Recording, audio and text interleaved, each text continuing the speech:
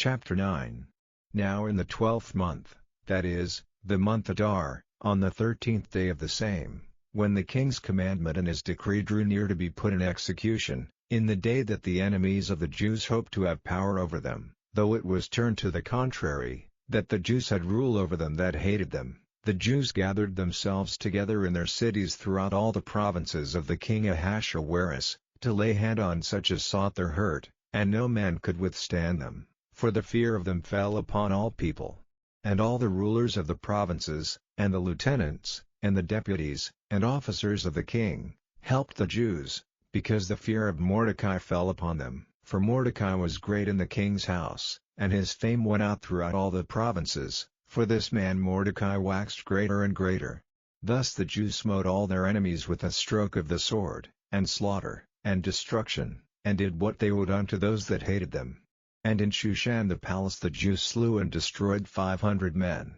And Parshandatha, and Dalphon, and Aspatha, and Poratha, and Idalia, and Aridatha, and Parmashta, and Arizai, and Aridai, and Vehezatha, the 10 sons of Haman the son of Hammedatha, the enemy of the Jews, slew they, but on the spoil laid they not their hand. On that day the number of those that were slain in Shushan the palace was brought before the king. And the king said unto Esther the queen, The Jews have slain and destroyed 500 men in Shushan the palace, and the 10 sons of Haman. What have they done in the rest of the king's provinces? Now what is thy petition? And it shall be granted thee, or what is thy request further? And it shall be done. Then said Esther, If it please the king, let it be granted to the Jews which are in Shushan to do tomorrow also according unto this day's decree, and let Haman's 10 sons be hanged upon the gallows. And the king commanded it so to be done, and the decree was given at Shushan,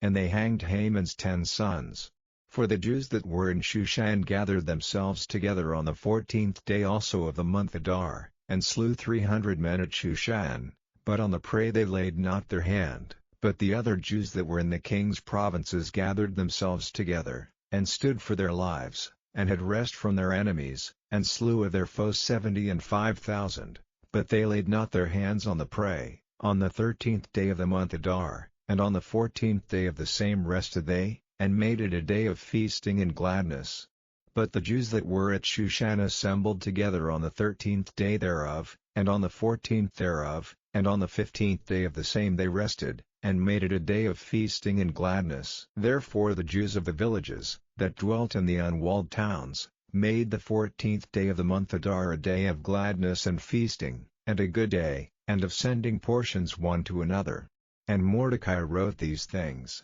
and sent letters unto all the Jews that were in all the provinces of the king Ahasuerus, both nigh and far, to establish this among them, that they should keep the 14th day of the month Adar, and the 15th day of the same, yearly, as the days wherein the Jews rested from their enemies, and the month which was turned unto them from sorrow to joy, and from mourning into a good day, that they should make them days of feasting and joy, and of sending portions one to another, and gifts to the poor. And the Jews undertook to do as they had begun, and as Mordecai had written unto them, because Haman the son of Hammedatha, the Agagite, the enemy of all the Jews, had devised against the Jews to destroy them, and had cast pur, that is, the lot, to consume them, and to destroy them. But when Esther came before the king, he commanded by letters that his wicked device, which he devised against the Jews, should return upon his own head, and that he and his sons should be hanged on the gallows.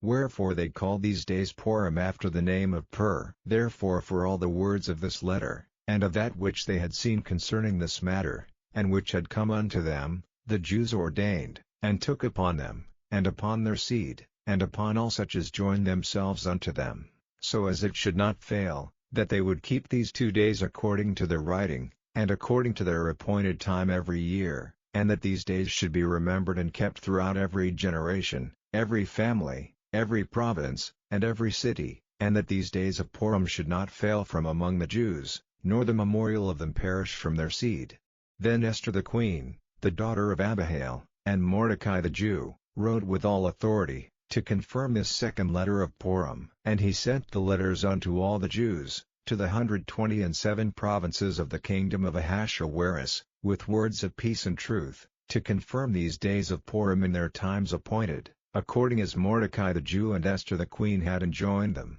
and as they had decreed for themselves and for their seed, the matters of the fastings in their cry. And the decree of Esther confirmed these matters of Purim, and it was written in the book.